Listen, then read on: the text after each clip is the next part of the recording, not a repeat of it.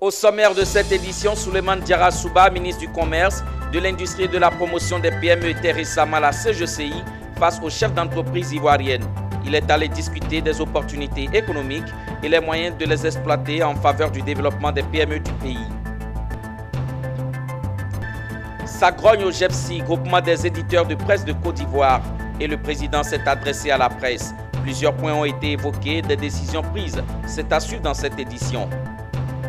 La coopérative COPCA CPSL dans la sous-préfecture de Kriri, département de Sassandra, a tenu sa 13e assemblée générale ordinaire.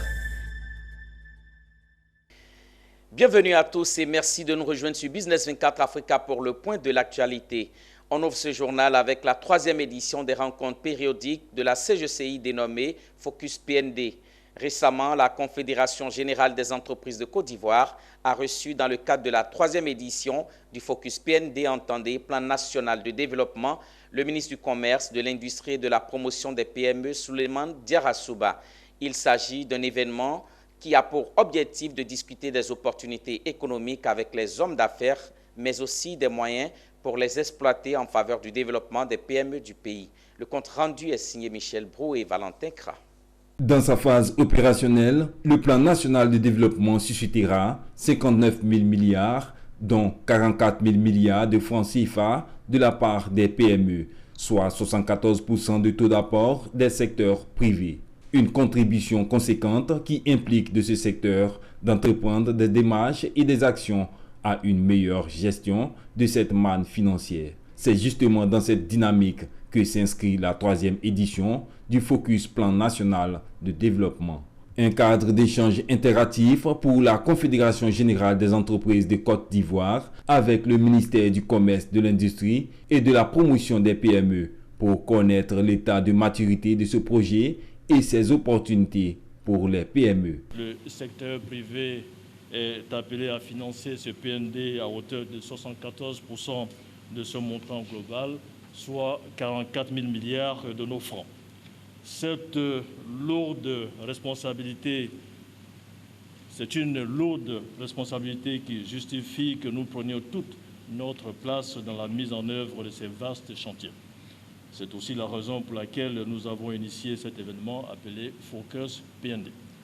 Pour la première édition, nous avons reçu le ministre du Plan et du Développement qui joue un rôle transversal et stratégique dans la mise en œuvre du plan à travers ses activités de planification. Souleymane Diarra Souba a invité les PME ivoiriennes à s'approprier les opportunités de ce projet et les moyens de les exploiter.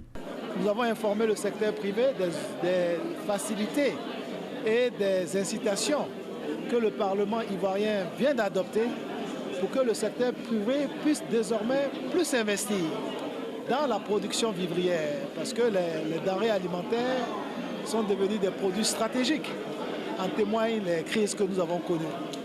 Pour ce qui concerne les PME également, nous avons évoqué l'innovation que nous venons de faire avec le guichet unique de développement des PME qui va permettre en fait de mieux accompagner les PME, de l'amorçage jusqu'au financement en passant par des émissions de garantie. Un comité de suivi comprenant des points focaux des deux entités sera mis sur pied pour poursuivre les échanges et permettre aux acteurs économiques ivoiriens d'investir dans les projets matures présentés par le ministre Souleymane Diarra Souba. Ce comité se réunira tous les trimestres pour faire le point.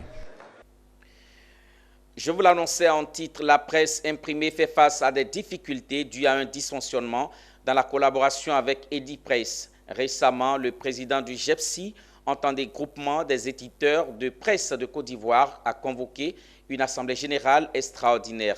Dans un esprit de résilience, les éditeurs de presse ont décidé de prendre les taureaux par les cornes en protestant contre certaines mesures prises à leur endroit par la maison de distribution Edipresse.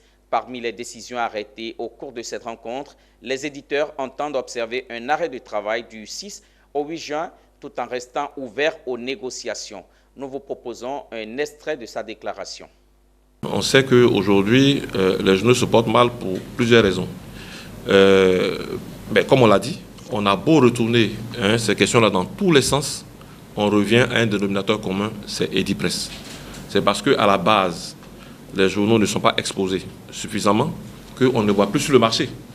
Lorsque vous vendez un produit ou une marchandise, que cette marchandise n'est pas exposée, il est clair que ça ne marchera pas.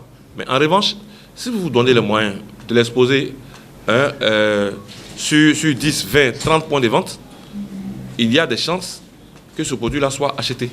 Voilà. Aujourd'hui, quand par exemple on nous demande de livrer seulement que 500 journaux ou 1000 journaux, où est-ce que ça va être exposé? Abidjan seul peut absorber ça. Vous voyez? Donc je pense que tous nos problèmes viennent vraiment de la distribution. Parce qu'aujourd'hui, il faut le dire courageusement, Edipresse a atteint son seuil de compétence dans la distribution. Il faut revoir le modèle, il faut revoir carrément même la politique de distribution pour que les entreprises de presse puissent retrouver un peu leur lustre d'antan.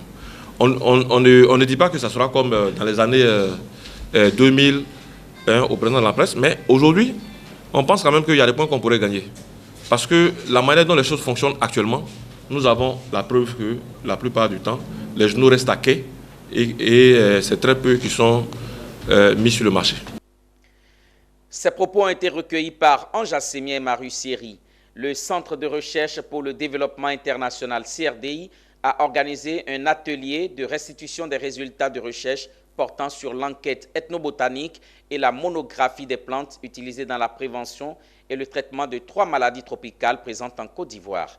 L'atelier s'est tenu le mercredi 24 mai 2023 à l'université Nangui à Brogua. Le point avec Diane Kablankan et Doumbia Ayouba.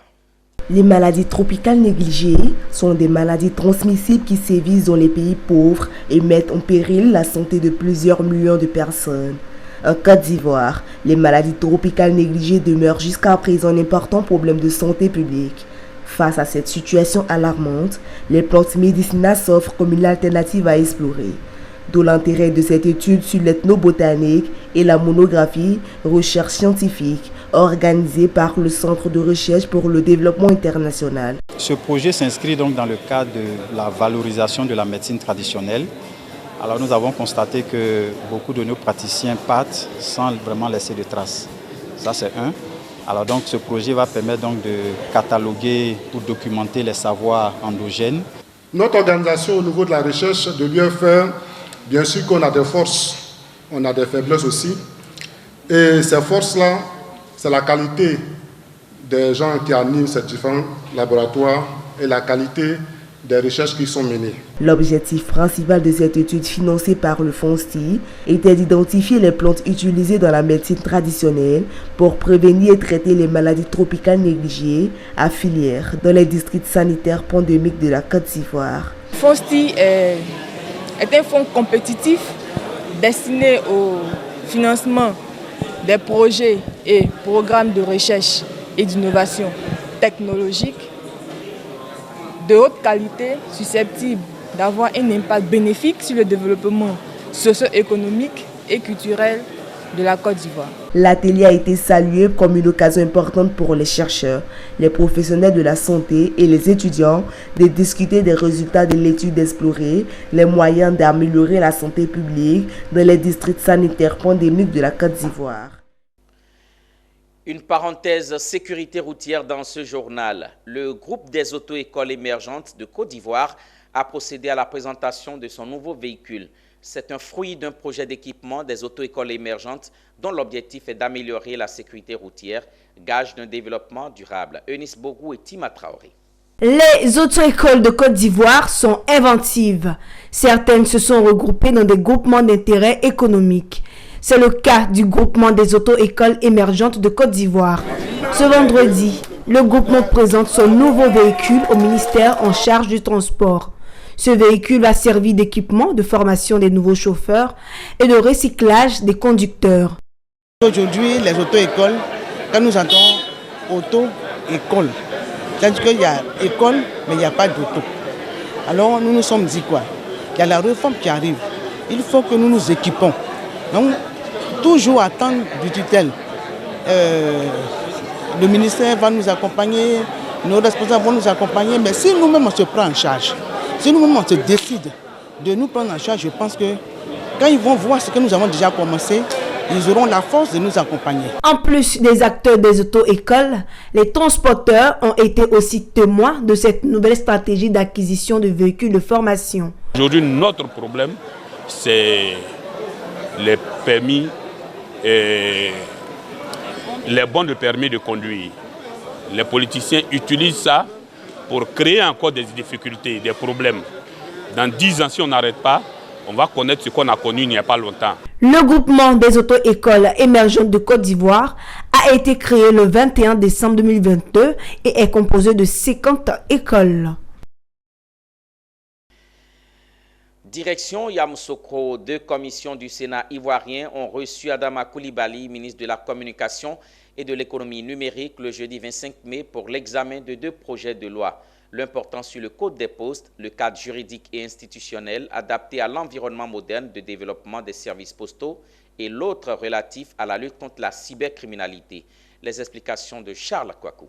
C'est la Commission des affaires économiques et financières du Sénat qui a reçu en premier le ministre de la Communication et de l'économie numérique, Amadou Coulibaly, pour l'examen du projet de loi portant code des postes. Ce projet porte ratification de l'ordonnance numéro 2021-9001 du 22 décembre 2021 portant modification de l'article 103 de la loi numéro 2013-702 du 10 octobre 2013 portant code des postes. Ce qu'il faut savoir, c'est que la Poste est en train de se reformer. Et justement, l'adoption de ce texte permettra donc de prolonger la période de monopole dont la Poste doit bénéficier pour pouvoir assurer son équilibre. Il était important donc de passer devant le législateur pour que ce texte soit adopté et que la Poste ait toute la latitude pour pouvoir s'organiser. À la suite, il a été reçu par la Commission des affaires générales, institutionnelles et des collectivités territoriales du Sénat pour l'examen du projet de loi modifiant les articles 17, 33, 58, 60, 62 et 66 de la loi numéro 2013-451 du 19 juin 2013 relative à la lutte contre la cybercriminalité. Ce projet de loi soumis aux sénateurs s'inscrit dans le cadre du durcissement de la répression des actes de plus en plus nombreux de cybercriminalité facilités par les nouveaux médias sociaux. C'est un texte qui permet de rendre l'utilisation des réseaux sociaux responsable et qui lui permet de savoir ce à quoi il s'expose désormais en cas de violation des textes, en cas de cybercriminalité. Après les explications du ministre sur ces 2 projets de loi, les membres des différentes commissions ont adopté à l'unanimité les 2 projets de loi. Le conseil d'administration de la société coopérative du collectif des producteurs de Sofosi Louiri, COPCA CPSL de la sous-préfecture de Griri, département de Sassandra, a tenu sa 13e assemblée générale ordinaire. À cette assemblée étaient présents les autorités administratives et coutumières, les partenaires techniques, financiers et commerciaux, notamment le Conseil Café Cacao, l'ANADER et la Direction régionale de l'agriculture. Suivez plutôt. L'ouverture de la cérémonie par le sous-préfet sont les premiers temps forts de cette assemblée générale ordinaire. Autre fait marquant, lecture du rapport moral et financier, discussion et quitus au conseil d'administration par le représentant des délégués. Coupure du ruban et inauguration du château d'eau du village de Sofosi. Aujourd'hui, c'est un grand jour pour le château d'eau. C'est grâce à eux. Tout ce qu'on fait dans le cacao, c'est grâce à nos producteurs. Nous comptons aller plus loin. La CPSL entreprend mettre plus de 4 pompes villageoises dans nos différentes sections. La CPSL entreprend toujours profiler les pistes villageoises et mettre à disposition de nos coopérateurs, de nos délégués, des camions de collecte pour faciliter la collecte des fèves de cacao. Après les différents discours et les rapports, les membres du comité du conseil d'administration nous ont conviés à l'inauguration d'un château d'eau. Je féliciter à nouveau le conseil d'administration de la Coupe CPA-CPSL pour son travail fait avec beaucoup de professionnalisme. professionnalisme, de rigueur et d'abnégation. Pour rappel, la coopérative CACPSL a réalisé plusieurs infrastructures dans la sous-préfecture durant l'année écoulée. Il s'agit d'une pompe hydraulique à Brigadier, la construction d'une école primaire de 2 classes à Boribana, 2 châteaux d'eau, dont l'un à Ngoranko et l'autre à Sofossi. La coop CPSL existe il y a plus de 10 ans. Elle est la 3e meilleure coopérative au plan national et la première coopérative dans la région de Sassandra.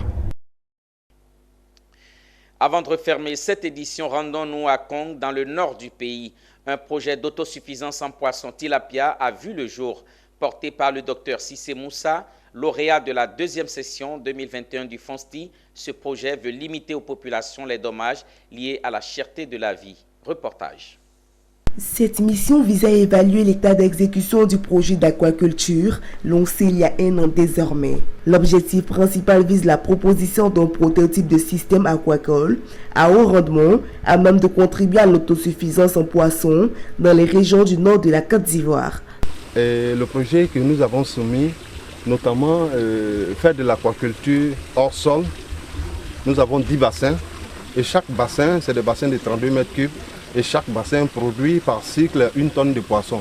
Si vous avez 10 bassins, ça vous fait 10 tonnes de poisson par cycle. C'est le potentiel. On peut même aller au-delà. C'est pour ça que nous parlons d'optimisation. Maintenant, comment tout ça c'est possible? Parce que tout ça c'est possible parce qu'on a réussi à capter l'eau. L'équipe du Fonds pour la science, la technologie et l'innovation, FONSTI, s'est dite satisfaire de la progression du projet, dont l'impact sur le bien-être des populations du nord de la Côte d'Ivoire et particulièrement celle de Kong. Autour donc la production de poissons, donc la pisciculture.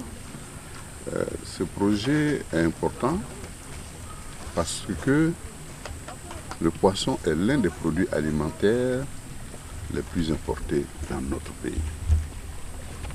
Chaque année, nous consacrons des centaines de milliards à l'importation de poissons.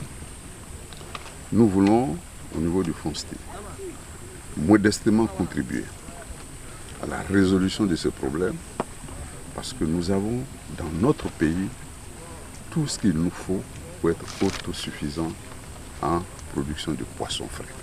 Faut-il rappeler que ce projet à long terme engagera l'implantation et la propagation de l'aquaculture dans des zones où sa pratique est difficile, voire impossible, dans le but de permettre à la Côte d'Ivoire d'être autosuffisante en poissons, car par an, plus de 400 milliards sont injectés pour l'importation du poisson frais, une innovation que saluent les autorités. Les autorités administratives, religieuses et coutumières ont exprimé leur satisfaction face aux réalisations observées et ont remercié le secrétaire général du Fonds pour la science, la technologie et l'innovation qui a bien voulu que ce projet soit mis en œuvre par Kong.